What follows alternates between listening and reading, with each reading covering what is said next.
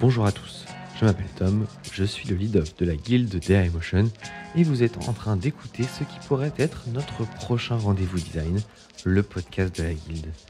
J'ai eu le plaisir de co-animer ce premier épisode avec Romain, également core teamer de la guilde. Je vous souhaite, sans plus attendre, à toutes et à tous, une très bonne écoute.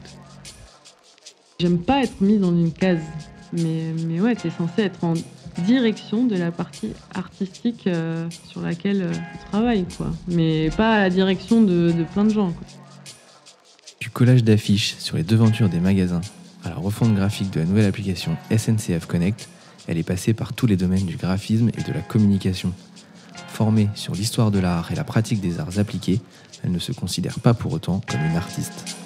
Adepte de l'apprentissage par le terrain, elle n'en oublie pas moins la minutie et l'exigence de qualités qui lui sont propres. Aujourd'hui directrice artistique de talent, mais surtout product designer des marques, Elodie Sexas nous explique son rapport au design et s'il peut être considéré comme un art. Et est-ce qu'aujourd'hui, pas dans les études, mais dans l'environnement professionnel, est-ce que tu penses que c'est quelque chose qu'on cultive ou qu'on stimule suffisamment, l'artistique, la créativité, la culture sur tout ça? Non, parce qu'on est vachement drivé par des deadlines, des besoins business. Faut pas se leurrer, surtout dans nos métiers de designer, des contraintes techniques. Donc, on est souvent plus pris par le temps. Et du coup, la chose qui est la plus difficile, je pense, c'est de réussir tout le temps à garder un pied de côté, de faire toujours un pas de côté sur le travail que tu fais. Et c'est dur au quotidien de garder une hauteur sur ce qu'on fait et de se dire, ok, attends, là, je me pose 2 secondes, je regarde ce que je fais, qu'est-ce que ça veut dire dans l'écosystème global même de l'entreprise. Si tu te cantonnes déjà à ça, c'est déjà pas mal. Mais c'est dur, tu vois, des fois, tu es embarqué par le temps, tu es embarqué par les contraintes, tu es embarqué ou tu te laisses parfois même influencer aussi par les besoins des équipes. On a très, très besoin de ça, c'est important, etc., etc. Et en fait, c'est dur des fois aussi de juste te dire, ok, je fais juste un pas en arrière là juste pour me demander si ce que je suis en train de faire, c'est vraiment cohérent. Et après, sur la partie artistique, c'est assez rare quand même sur des projets, en tout cas en run, si on parle de run, on va pas se mentir, c'est rare de parler d'artistique quand on fait du run. Par contre, c'est plutôt sur des projets de refonte où là, ouais, c'est important à un moment donné de peut-être se poser la question de peut-être repartir sur des refs un peu historiques. Quand je parle d'histoire, on n'est pas obligé de repartir à la Renaissance. Déjà, ok, il y a des choses qui se sont faites. Je pense pas que la SNCF existait à l'époque de la Renaissance. On ne sait pas, les trains, c'est piquant. Là, tu vois, j'ai pas révisé mon histoire de l'apparition des trains. Ce petit pas de recul là que tu mentionnes, t'arrives à le faire et à y voir plus clair quand tu le fais, ou t'as quand même besoin d'un œil extérieur, d'un regard un peu nouveau parfois? C'est ultra important d'aller chercher des yeux extérieurs. Ultra important. C'est ultra important de pas rester tout seul dans sa chambre et de rester focus sur ce qu'on fait. C'est ultra important d'aller chercher des regards et pas que d'autres regards de designers, hein. Parce que finalement, on répond pas. Enfin, ce qu'on fait, c'est pas pour des designers, c'est pour plein de gens. Donc en fait, c'est ultra important d'aller voir plein d'autres personnes dans ton projet pour qu'elles puissent évaluer aussi ce que tu as fait, même si elle n'est pas de ton métier. Parce que la manière dont elle va percevoir ce que tu as fait, ça peut déjà peut-être te donner un indicateur sur l'extérieur, potentiellement. C'est ultra important de s'aider d'autres personnes pour prendre ce pas de recul. À l'intérieur et à l'extérieur de ton entreprise? À l'extérieur, non, parce qu'il y a souvent des sujets de confidentialité, donc non, mais... Mais même dans ton foyer, je sais pas, est-ce que tu demandes à des proches, à ta famille, jamais? Moi, je suis très, très carré là-dessus. À partir du moment où je travaille sur quelque chose de confidentiel, c'est confidentiel et ça passera pas dans le regard de mes... Mais si jamais ça l'est pas? Si ça l'est pas et que c'est que c'est... Non, tu restes quand même très autour de l'entreprise et de différents métiers qui vont donner un peu leur œil. Ouais, parce que ce qui est quand même une connaissance de la marque aussi, quoi. Ouais, voilà, je préfère rester vraiment dans le cadre du projet parce que tu dois je sais pas, peut-être que j'ai peut-être l'impression que je vais perdre du temps, il faut expliquer un contexte, faut machin. Donc c'est quelque chose de toute façon que je fais jamais, parce que souvent je suis sur des projets, la plupart du temps, qui sont confidentiels. Et si ça n'avait pas été le cas, je sais pas. Si j'avais vraiment besoin de faire tester un parcours et que c'était pas confidentiel et que machin, peut-être que je dirais, tiens, si tu veux, viens tester un truc pour moi. Mais il faut savoir à qui tu parles, quoi. Par exemple, mes parents, ils sont pas du tout digitaux. Mon père, il a déjà du mal à allumer un ordinateur. Est-ce que leur regard est pas intéressant des fois, justement? Ouais, non, je sais pas. Là-bas, ça dépend le niveau sur le digital, quoi. Comment, du coup, tu parles de faire tester à d'autres, parce qu'on peut se faire des tests utilisateurs sur des parcours, des fonctionnalités, trouver des boutons, etc. Comment on teste une charte graphique? Comment on sait est-ce que les gens vont être plus sensibles ou moins sensibles à des colorimétries, des formes, des ambiances? Bon, ça, c'est des tests qui existent, c'est des tests de perception, en fait. C'est un peu sur la base un peu des tests qui peuvent être faits en publicité.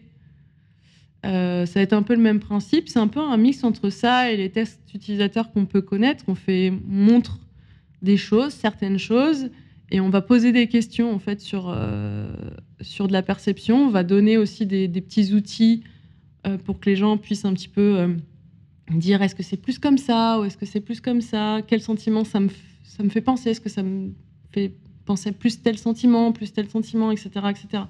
Donc ça, c'est ce qu'on appelle des tests perceptifs et on peut faire appel à ça, ouais. Sur du focus group? Non, même en test quantitatif, bien sûr. Ça te donne vachement d'indications sur la perception de ce que tu as produit et surtout la perception en fonction aussi de l'entreprise. Est-ce que ça améliore l'image ou quelle image ça rend? Est-ce que tu as l'impression de répondre aux besoins clients ou est-ce qu'en fait ils partent pas du tout sur l'idée que tu en avais? Enfin voilà, tu peux faire ça. On t'a déjà dit que c'était complètement horrible, les choses que tu avais faites? Non. Est-ce que tu as eu des retours inattendus? Des retours inattendus. En général, quand tu es un petit peu conscient de ce que tu fais, tu sais à peu près à quoi tu vas t'attendre. Bien sûr, tu as toujours des petites surprises, mais en général, tu sais si ce que tu as fait va globalement plaire. Là où tu vas plutôt être surpris, c'est sur du détail. Ah, ils n'ont pas compris ça. Ou ah, en fait, ça marche pas comme ce que j'avais imaginé. Mais globalement, à part si tu es vraiment, je te dis, tout seul dans ta chambre, globalement, tu as parlé à plein de gens et tu sais à peu près quel type de résultat tu vas avoir. Aujourd'hui, oui, mais là, on parle à Élodie Chevronnet qui a plusieurs années d'expérience. Est-ce que dans ta jeune carrière, tu étais plus confronté justement à de la surprise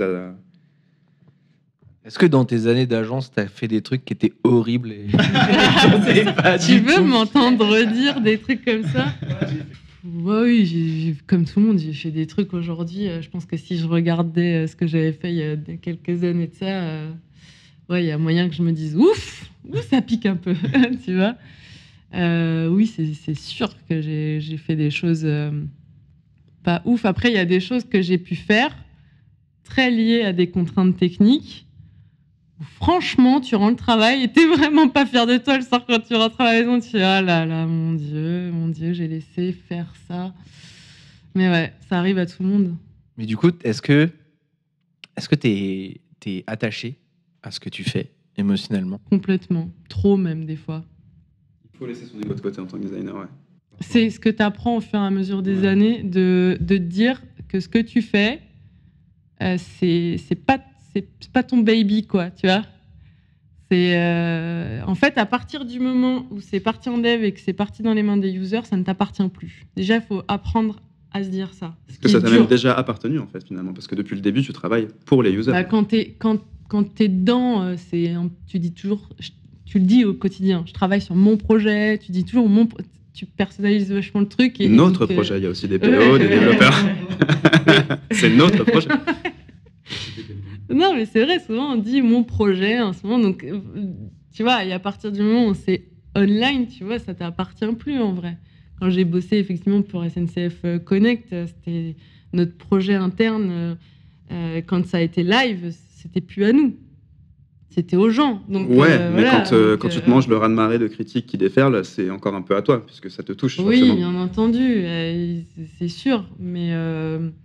Ce qui fait que tu restes sur pied et que tu passes le raz-de-marée, c'est que tu acceptes qu'en fait, les gens, ils ont le droit d'avoir leur avis et que tu acceptes qu'ils aient des retours. Tu fais juste le filtre sur les vrais retours et tu laisses de côté les critiques pas du tout constructives et tu relèves tes manches et tu vas améliorer ton produit. D'autant que c'est un peu la rançon de la gloire. Un projet qui touche autant de monde, tu peux pas avoir 100% d'avis positifs de toute façon. Non, c'est pas possible.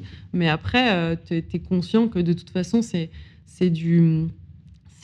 comme tous les MVP qui sortent. Tu as eu un certain nombre de contraintes et tu t'arrêtes pas à ça, tu relèves tes manches et tu y vas, quoi. Tu es responsable aussi en partie, tu fais partie de toute la responsabilité du sortie du projet, tu continues, tu relèves tes manches, tu y vas, et ça va aller. Toi, de toute façon, moi, c'est un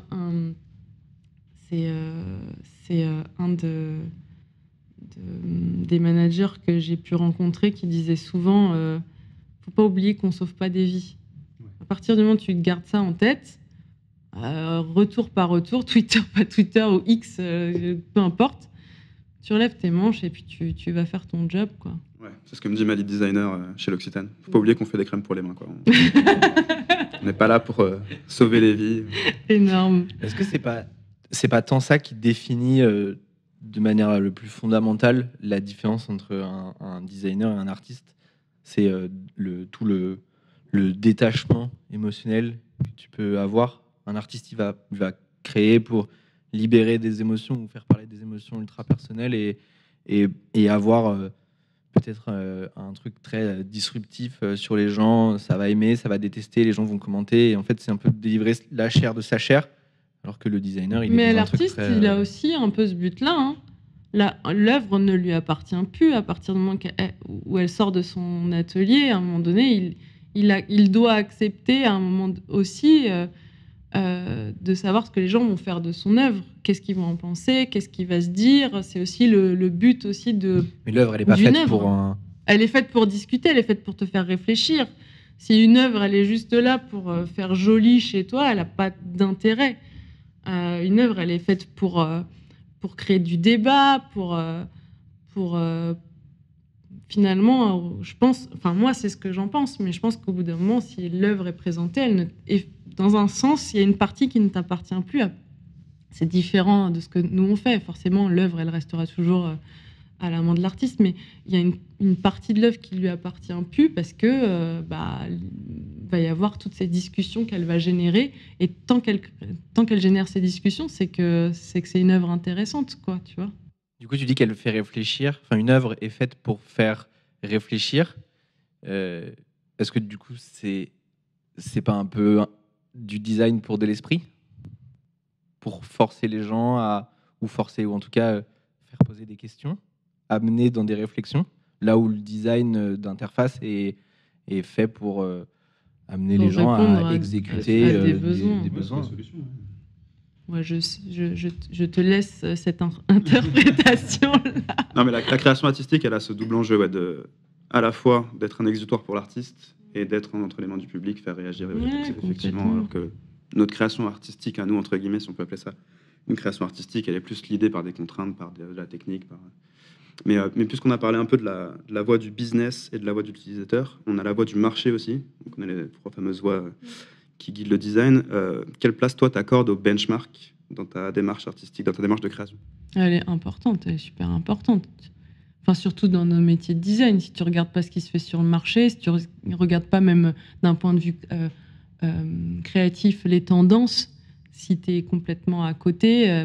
si tu as un bon storytelling sur quelque chose qui est complètement à côté, peut-être, tu vois. Mais non, mais tu dois regarder ce qui se passe sur le marché. Si tu t'adresses pas à la bonne cible, déjà, à un moment donné, c'est que tu as loupé quelque chose.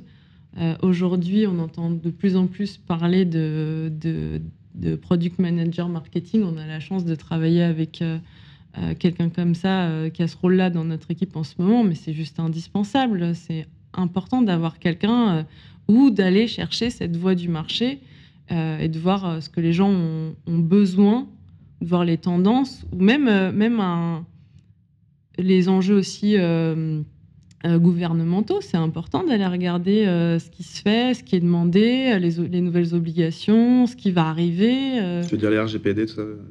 Ça, ou il y a beaucoup de choses autour de l'environnement. Là, on se doit d'un point de vue, tu vois, culture générale. Un designer doit avoir une bonne culture G. Et la culture G, c'est pas que de la culture de design, c'est de la culture globale. Si t'es pas conscient du monde qui t'entoure, tu peux louper des choses. Tu peux passer à côté de certaines choses qui sont super importantes. Faut être curieux. Enfin, nos métiers, c'est des métiers de curieux. Faut juste lire les journaux de temps en temps sur le net, quoi. Écouter les podcasts. Écouter les podcasts. Faut s'informer, quoi.